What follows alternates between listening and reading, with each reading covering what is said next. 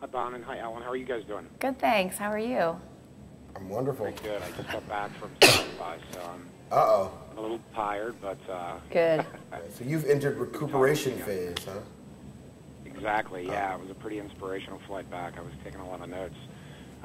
What I wanted to ask you guys about, though, your presentations, talk a lot about change, I think. Ellen, I know you're talking about reputation, authenticity, and transparency, and those are things that really have come to the fore recently.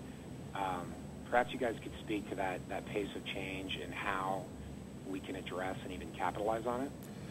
Well, first, I really think that it's that pace of change that is the reason why companies have to try harder and move faster. And so it's the reason why we're here at South by Southwest. And we truly believe that South by Southwest is the type of place where innovation is happening and where you have an opportunity to see the technologies that are going to change the world and transform the way you engage with consumers for the next 6 to 18 months. And if you think about it, it's like the Davos of Digital. It is the place where every single year the thinkers from the space converge in one place year after year. And so, but I think also what we're trying to do, and one of the programs that we're working on here, is how do we bring that same inspiration, the same insights that are happening here outside and beyond just the city limits of Austin. And so what we did this year was we sat down with South by Interactive and we said what we'd really love to do is stream the content live. And so now, for the first time ever, you can see a live stream of keynotes, of panels, of key discussions, and you can see that on PepsiCo.com/South by Southwest.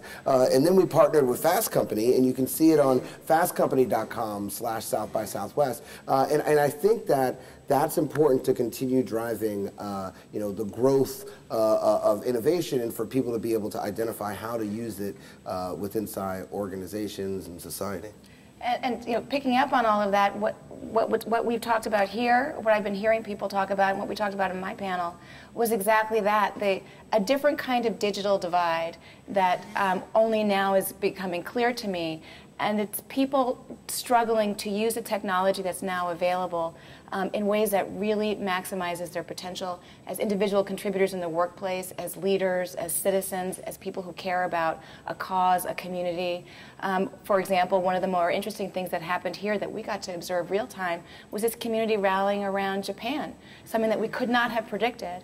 And as we're experiencing the aftermath on TV, on CNN, people here are gathering together and figuring out how they can raise money, how they can create badges, how they can create awareness. Zynga, which is on the cover of Fast Company, by the way, within 12 hours created an entire world of virtual goods, including probably purple Kobe cows, that were designed specifically to raise money for Save the Children. In addition to it being a wonderful way for all of us who interact with each other on these games to make a difference, it was a wonderful way to see a leader, Mark Pincus, express himself and what he cares about through the lens of his company. But the digital divide is a tough one. If I am a CEO of a small company, do I blog? What do I say? What do I do when one of my younger employees pushes send and does or says something wrong? Or should I be encouraging this behavior because we want to see just innovation and creativity and imagination distributed across the country, across the world?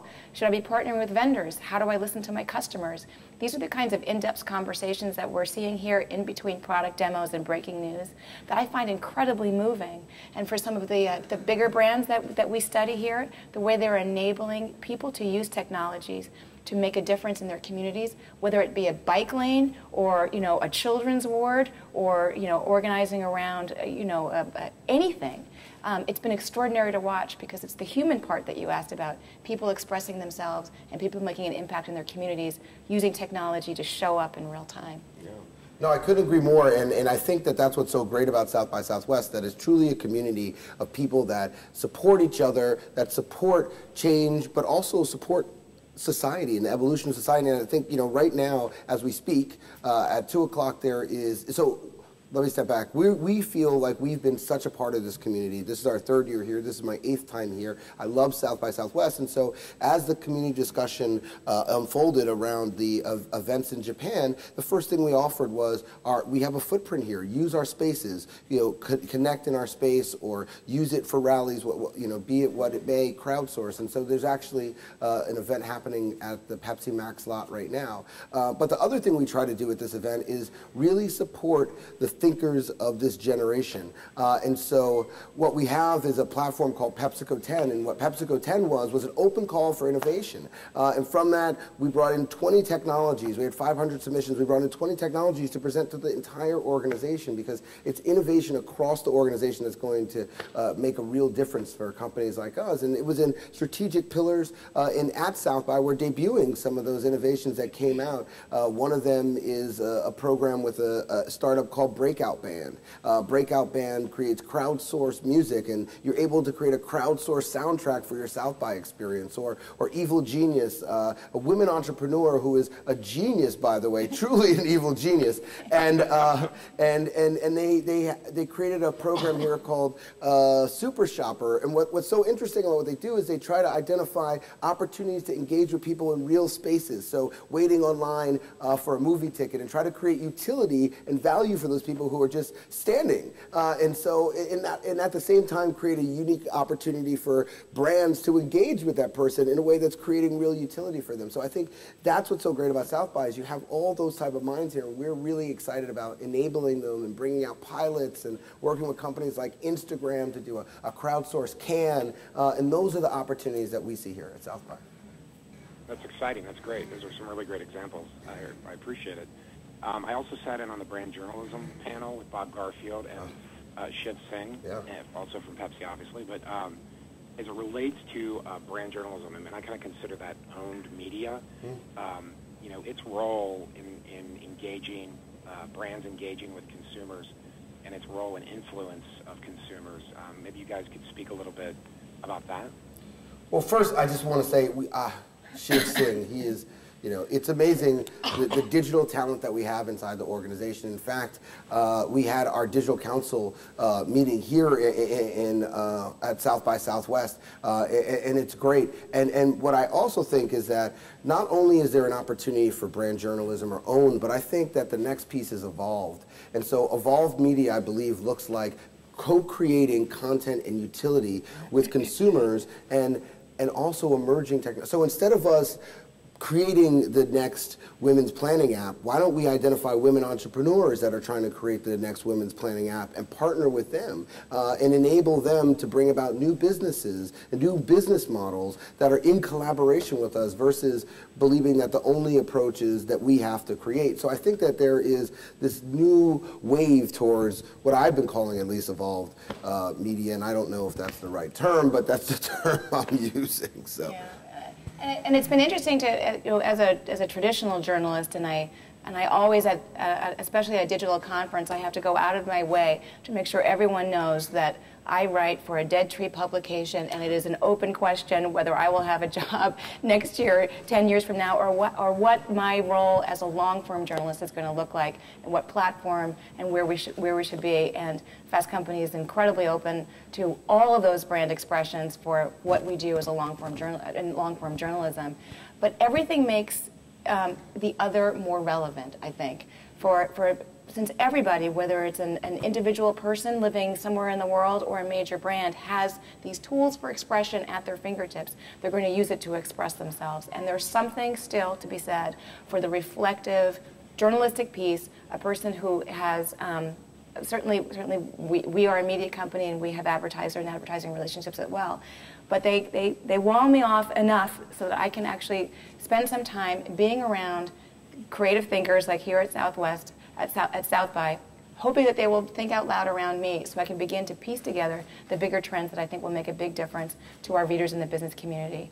And I find that all of it together ends up creating an ecosystem of information, of commentary, of context, and of meaning that serves the needs of somebody who needs that information, whether they're a women entrepreneur, whether a future Fast Company cover subject within a big company. I know Bonin, you are a rising star in terms of being able to enable these kinds of conversations with all kinds of people, or whether they're a student trying to find their way in the world. Fast Company believes that businesses can be a platform for all kinds of change. It might as well be positive change. And I know that we enjoy studying the brands and the brand media, even though it competes with us, that does the same thing.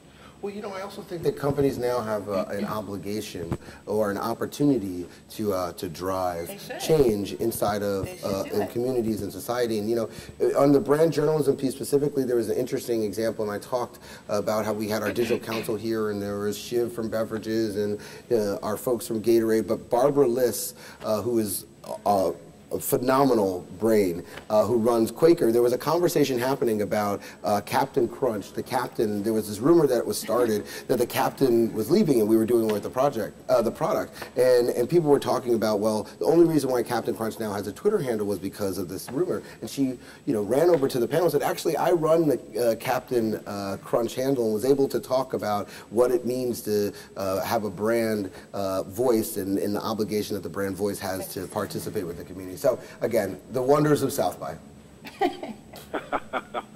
Well, and that's a great way to kind of sum it up. And if this is kind of a trick question, but if you had to sum up, you know, what the best big takeaway from South by is this year, comparative to other years, and it was a Twitter, you know, a tweet on Twitter, what would you say that would be?